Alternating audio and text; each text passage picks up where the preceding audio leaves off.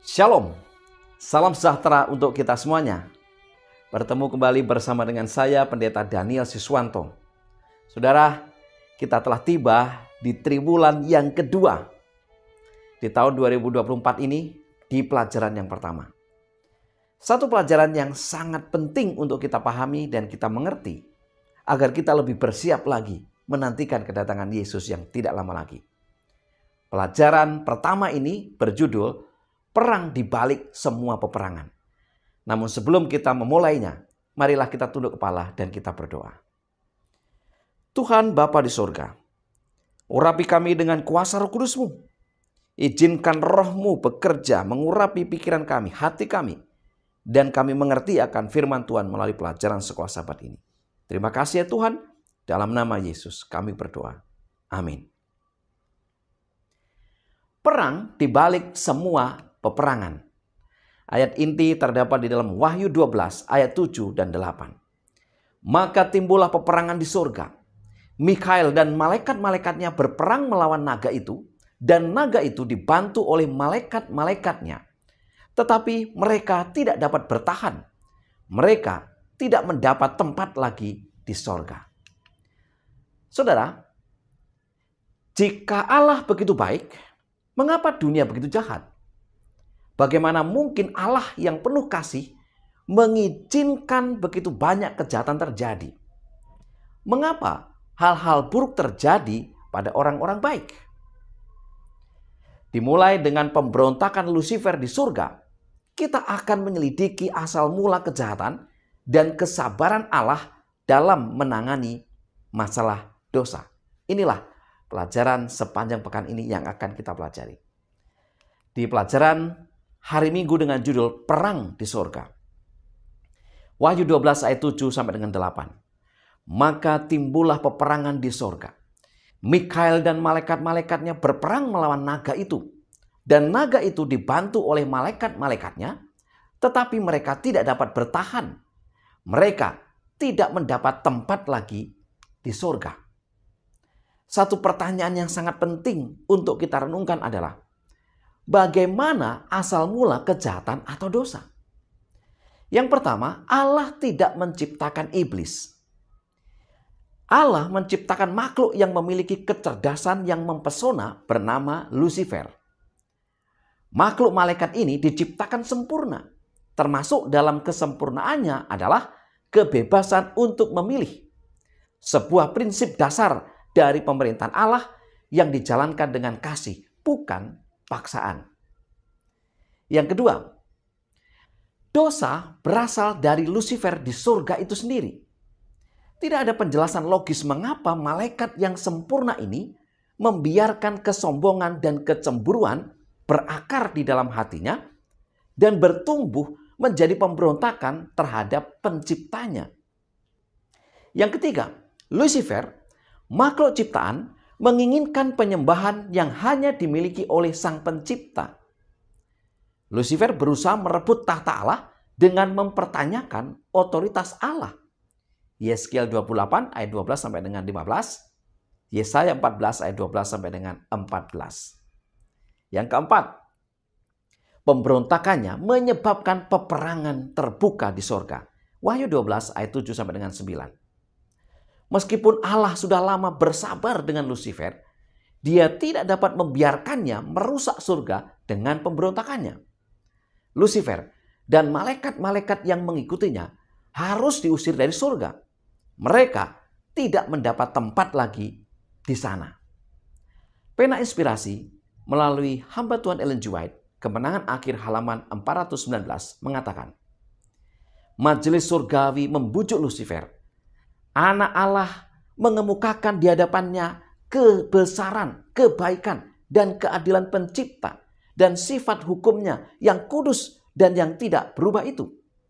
Allah sendiri telah menetapkan peraturan surga, dan penyimpangan dari peraturan itu berarti Lucifer menghina penciptanya dan mendatangkan kebinasaan bagi dirinya sendiri.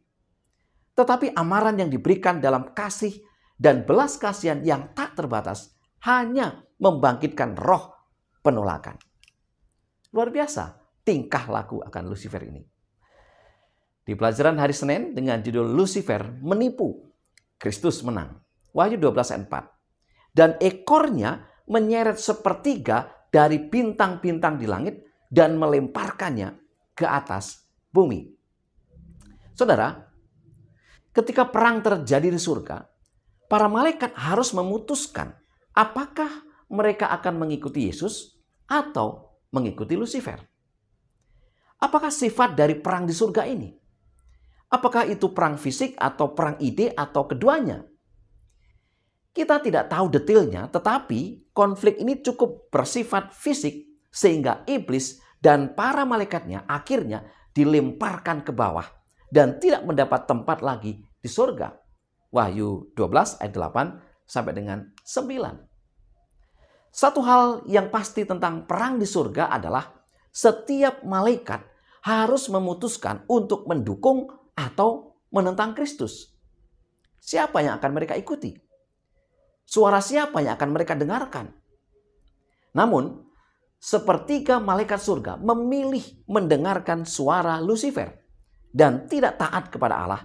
Konsekuensinya, mereka kehilangan sorga. Apakah prinsip fundamental dari manusia yang diciptakan Tuhan dalam konteks pertentangan besar?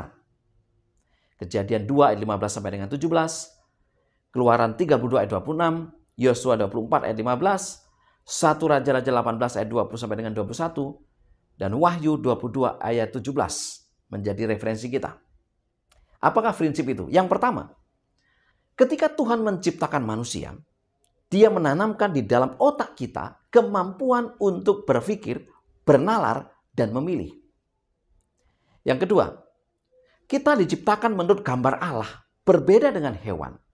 Kita memiliki kemampuan untuk membuat pilihan moral dan hidup dengan prinsip-prinsip spiritual yang kekal. Lucifer dan para malaikatnya memiliki kemampuan moral untuk memilih. Namun, mereka salah menggunakan kuasa memilih yang diberikan Tuhan. Saudara, di masa kritis dalam sejarah dunia ini, kita dipanggil untuk memutuskan, untuk mendukung atau menentang Kristus. Berada di pihak Kristus atau di pihak iblis. Allah memanggil umatnya untuk merespon kasih-Nya dan taat pada perintah-Nya dengan memilih untuk melayani Allah. Di pelajaran hari Selasa, planet bumi menjadi terlibat. Ketika Allah menciptakan bumi, Dia menciptakannya dengan sempurna. Kejadian 1 ayat 31. Tidak ada noda dosa atau kejahatan dimanapun. Adam dan Hawa memiliki kebebasan memilih yang sama seperti yang Tuhan berikan kepada Lucifer. Allah menanam sebuah pohon di Taman Eden dan menamainya pohon pengetahuan tentang yang baik dan yang jahat. Melalui pohon itu, Tuhan memberitahukan kepada manusia bahwa mereka memiliki hak memilih. Ketika iblis datang ke pohon itu dan menggoda Hawa, iblis berhasil menipu Hawa. Iblis berkata, Kejadian 3 ayat 4 sampai dengan 5, tetapi ular itu berkata kepada perempuan itu, sekali-kali kamu tidak akan mati. Tetapi Allah mengetahui bahwa pada waktu kamu memakannya, matamu akan terbuka dan kamu akan menjadi seperti Allah, tahu tentang yang baik dan yang jahat. Dengan kata lain, jika Anda makan dari pohon ini, Anda akan memasuki sebuah lingkup eksistensi yang baru. Anda akan mengalami kegembiraan. Anda akan merasakan sensasi yang belum pernah Anda rasakan sebelumnya. Ketika Hawa mentaati perkataan iblis, kemudian Adam, mereka membuka sebuah pintu yang Allah ingin tutup selamanya. Pintu itu adalah pintu menuju dosa. Pintu menuju penderitaan. Pintu duka cita. Pintu penyakit dan kematian. Pertanyaannya adalah, apakah arti dan pengaruh dosa di planet bumi di mana kita saat ini berada?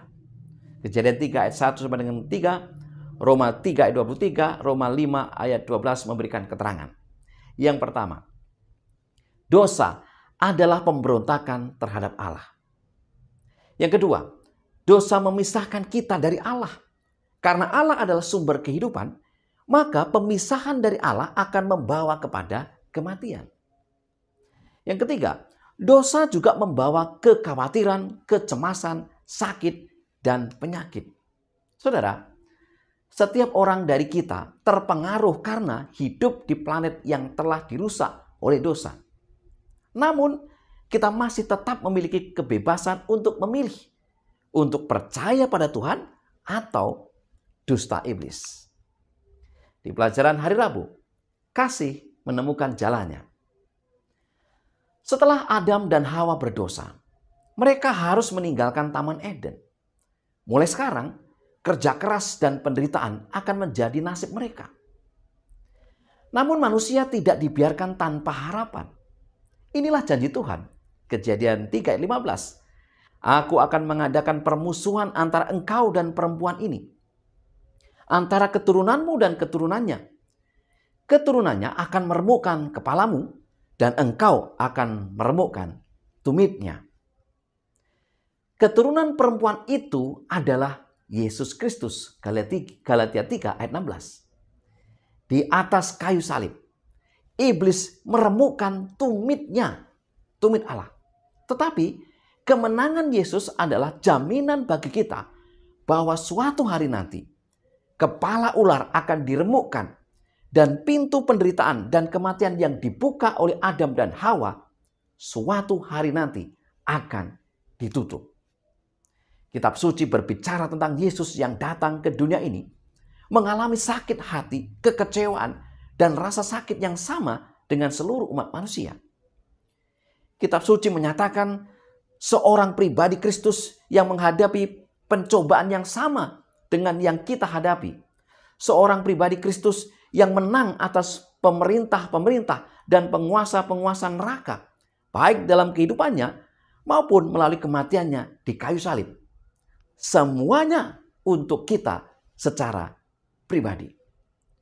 Dia yang menciptakan alam semesta, Yohanes 1 ayat 3, turun dari surga dan tidak hanya datang ke dunia yang telah jatuh ke dalam dosa ini, tetapi juga menderita di dalamnya dengan cara yang tidak akan pernah bisa kita alami. Yesaya 53 ayat 1 sampai dengan 5. Dengan setiap tetes darah yang ditumpahkan Yesus di Golgota, Tuhan berkata, "Aku mengasihimu." Di pelajaran hari Kamis dengan judul Imam Besar Kita. Ibrani 4 ayat 15 sampai dengan 16. Sebab imam besar yang kita punya bukanlah imam besar yang tidak dapat turut merasakan kelemahan-kelemahan kita. Sebaliknya, sama dengan kita, ia telah dicobai, hanya tidak berbuat dosa. Sebab itu, marilah kita dengan penuh keberanian menghampiri tahta kasih karunia, supaya kita menerima rahmat dan menemukan kasih karunia untuk mendapat pertolongan kita pada waktunya. Pertanyaannya adalah, apa yang imam besar kita, Yesus Kristus, telah lakukan bagi kita dan apa yang dia rindukan bagi kita? Yang pertama, Yesus mempersembahkan kita kepada alam semesta sebagai orang yang telah dibalut dengan kebenarannya, diselamatkan oleh kematiannya, dan ditebus oleh darahnya. Segala sesuatu yang seharusnya kita lakukan telah dia lakukan. Yang kedua, melepaskan kita dari hukuman dosa. Di dalam Kristus tidak ada penghukuman atas dosa-dosa masa lalu kita. Di dalam Kristus kesalahan kita telah lenyap dan melalui pengantaraannya yang penuh kuasa, cengkraman dosa dalam hidup kita telah dipatahkan. Rantai yang mengikat kita telah dilepaskan dan kita bebas. Yang ketiga, Yesus menginginkan lebih dari apapun bagi kita untuk bersamanya di surga. Yohanes 17 ayat 24. Ya Bapa, aku mau supaya dimanapun aku berada, mereka juga berada bersama-sama dengan aku. Mereka yang telah engkau berikan kepadanya, keinginan hatinya, alasan kematian dan pengantaraannya adalah untuk menyelamatkan kita. Wow, sangat indah. Apakah Anda memiliki kebutuhan khusus dalam hidup Anda. Ceritakanlah kepada Yesus. Di mana ada kesedihan, Dia membawa penghiburan. Di mana ada ketakutan, Dia membawa kedamaian. Di mana ada rasa bersalah, Dia membawa pengampunan. Di mana ada kelemahan, Dia membawa kekuatan. Saudara-saudara yang dikasihi Tuhan, sebagai kesimpulan pelajaran sekolah sahabat kita, yang pertama, kebebasan untuk memilih adalah sebuah prinsip dasar dari pemerintahan Allah yang dijalankan dengan kasih dan bukan dengan paksaan. Yang kedua, Allah memanggil umatnya untuk merespon kasih-Nya dan taat pada perintah-Nya dengan memilih untuk melayani Dia.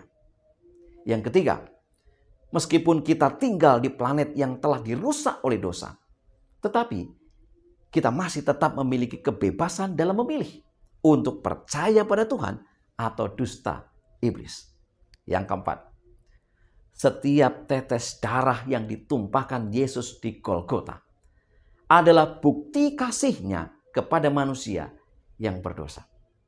Dan yang kelima, apapun kebutuhan kita saat ini, ceritakanlah kepada Yesus, karena Dialah imam besar kita. Itulah pelajaran sekolah sahabat yang bisa saya bagikan di pelajaran pertama di triwulan yang kedua ini. Semoga menjadi berkat bagi kita. Mari kita tunduk kepala dan berdoa. Tuhan Allah yang penuh kasih, kembali kami memohon agar Roh Kudus Tuhan Engkau curahkan kepada masing-masing kami. Ketika kami mempelajari akan firman ini, ketika kami menggali akan pelajaran-pelajaran yang indah melalui pelajaran sekolah sahabat ini, kami mengerti, kami memahami, dan kami semakin setia untuk melayani Tuhan. Berkati umat-umat Tuhan dimanapun mereka berada. Terima kasih ya Tuhan. Dalam nama Yesus kami berdoa. Amin. Saudara-saudara yang dikasihi Tuhan, biarlah kita terus mempelajari firman Tuhan, khususnya melalui pelajaran sekolah sahabat. Ada banyak berkat, ada banyak pengetahuan kebenaran yang akan kita terima. Semoga ini menjadi berkat bagi kita. Selamat sahabat, Tuhan memberkati.